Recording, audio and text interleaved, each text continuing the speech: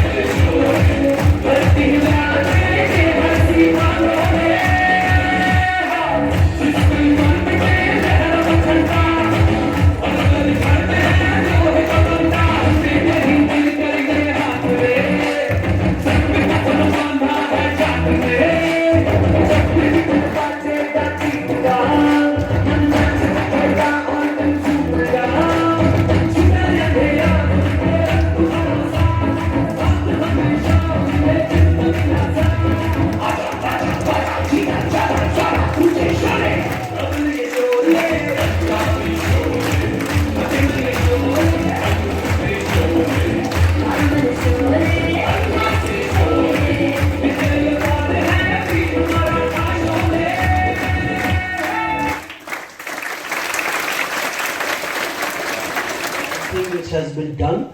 We belong to a country where people, they had this kind of a thought. Their actions were such that they only wanted to do their karma. They only wanted to do what was expected of them. Whether it needs any appreciation, whether there is any reward for that, it is immaterial. एक जितने लोगों ने अपनी कुर्बानी दी है, आप उसमें ये सोच करके चलिए कि जानकर कि इस कदम और इस रास्ते पर हमें चलना है, उसका क्या अंजाम होने वाला है, लेकिन उसका कभी कोई फर्क नहीं पड़ा किसी को. So this is something which is, true devotion, dedication and the extreme sacrifice. और आज वही spirit मुझे नजर आती है when we get to interact with the families and with our great soldiers. Living under those extreme conditions, especially I want to compliment middle section students who took out their time to write those letters and make those rakhis for our soldiers who are working and present at Siachen. Siachen के living conditions at that high altitude, oxygen level is so low कि वहाँ पर I think a person has to decide within 24 hours how many words to speak. Even speaking requires energy, and if you want to survive there, you have to conserve your energy. So every little act which has to be there, you can imagine that everything is frozen. Even to drink water, to convert it into that liquid state, and by the time you are going to consume that water, जब तक आप उसको उठाएंगे तब तक वो फिर से दोबारा बर्फ बन जाएगा, जम जाएगा. उस कंडीशन में रह करके और काम करना with a single motto that we have to protect our great nation. So I want that, yes, these soldiers, what kind of life they live, what are the extreme conditions under which they work, we must read about them. The only purpose of reading about them is that then you will immediately be able to correlate कि देखिए हमारी life तो कितनी privileged है. We have not even heard of these kind of tough conditions under which a person has to live. A part of training which is given to the soldiers, they are told that okay, today this is your allotted 1 liter of water for whole day. In some cases it is even less than 1 liter of water. And now you have to prioritize, you have to decide in whole day what are you going to do with that water and how are you going to live with that. So जिस condition में जिस तरह से हम लोग रह रहे हैं, why I am trying to relate it with this is that many a times in our display of prosperity, in our acquisition of wealth and showing that the kind of comfort we are living in, we acquire so many things and we don't even need them.